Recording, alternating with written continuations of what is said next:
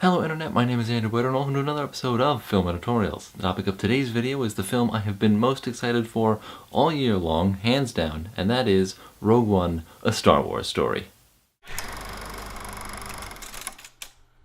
As always with these videos of mine, this review is going to be spoiler-free, so fear not if you haven't seen the movie yet. Rogue One, which is what I'm going to call this movie because the full title of Rogue One, A Star Wars Story is pretty clunky, is, if you don't know this already, set before the original Star Wars film, which is subtitled A New Hope, which came out in 1977. This film starts off several years before that, and then fast forwards a little bit to basically immediately before the events of A New Hope. The two main other things that you have to know about this film going into it is that one, it's really awesome, and two is that it really lives up to the Rogue One moniker. Now you're probably asking, what do I mean by that? And this movie is very different from every other Star Wars movie I can think of, and you learn this right away. At the beginning of the film, it starts with the traditional "a long time ago in a galaxy far, far away," but after that, you don't get the paragraphs flying through space thing that you see in all the other numbered Star Wars movies. Secondly, this movie is very different stylistically and tonally from the other Star Wars films. As much as it pains me to call a movie gritty, this movie is significantly grittier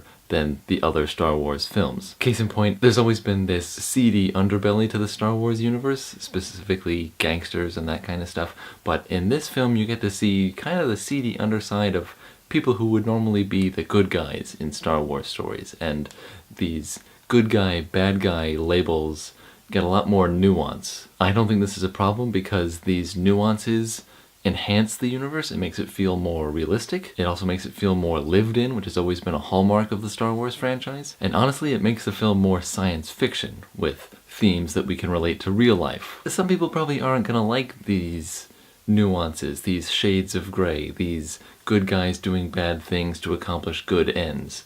It raises some questions, so if you really just want black and white, good guys, bad guys, this film might question some of your expectations, but honestly, at the end of the day, I think these are good discussions to have. This movie also has a fair amount of grittier elements as far as style goes, so there's a lot more darker colors in the color palette of the film. There's a lot of handheld, shaky camera kind of camera work to suggest this guerrilla feel, and also there's this darkness overshadowing the film because you're joining up with the Rebel Alliance when the Rebel Alliance is not exactly winning. That's not to say this movie isn't enjoyable to watch, because it absolutely is. On the one hand, basically every single shot is absolutely gorgeous. Part of that can certainly be attributed to the director, Gareth Edwards, whose background is in special effects, so he kind of knows the territory and he has a penchant for making everything look really good. The looking really cool thing goes beyond the fact that, you know, the spaceships are shiny and stuff, but also just impressive things happen,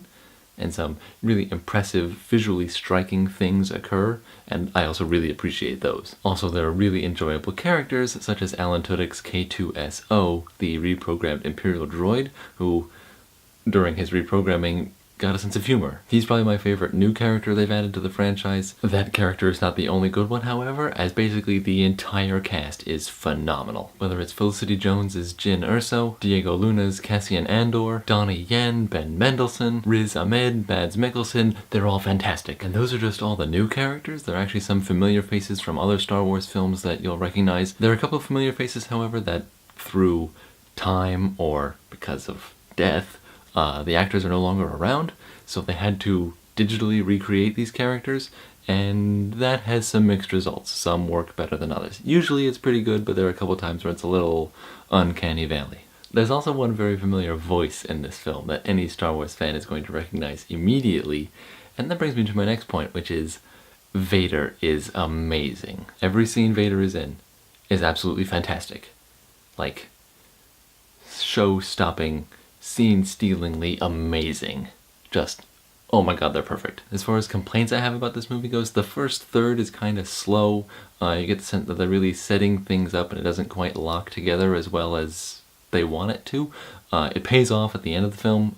It really pays off at the end of the film. The last 45 minutes to an hour of this movie are amazing, but you have to get up to that point first. Another complaint I had is that there were a couple scenes that didn't wow me as much as I thought they would. The only other way I can think of saying this is that there were a couple scenes that I felt like were trying to be really impressive, but just kind of fell flat a little bit. I don't know how they went wrong or why they went wrong. I didn't have the emotional resonance that I was expecting to have, or that I really wanted to have. I can't really go into the particulars of the scene because that would be spoilery, and we're avoiding spoilers, and so I spent quite a bit of time talking about how this movie is kind of dark. It isn't also the happiest of films, but ultimately it is a story of hope, because what happens in the film leads to good things, and we know this as viewers who have seen the other Star Wars movies. If you haven't seen any of the Star Wars movies, this movie's probably going to come off as pretty grim, but if you've been paying attention to the rest of the movies in the series, you're going to realize that this is actually pretty positive stuff. And I think that brings us to the final score. I'm going to have to give Rogue One, a Star Wars story, an unsurprised 5 stars out of 5. This movie is visually and emotionally engaging across the spectrum. Darth Vader is in it, and he's freaking amazing. And this film is a lot more nuanced and complicated in a way we haven't seen before in other Star Wars films. On the other hand, that nuance and those gray areas are probably going to put some people off,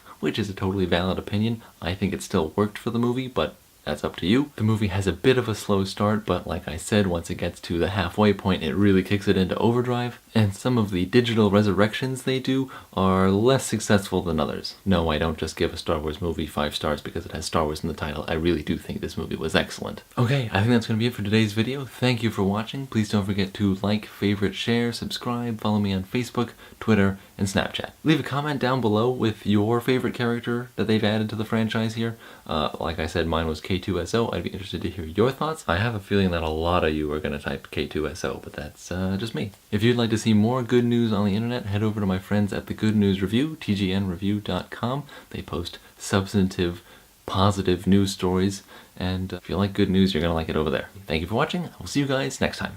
Bye.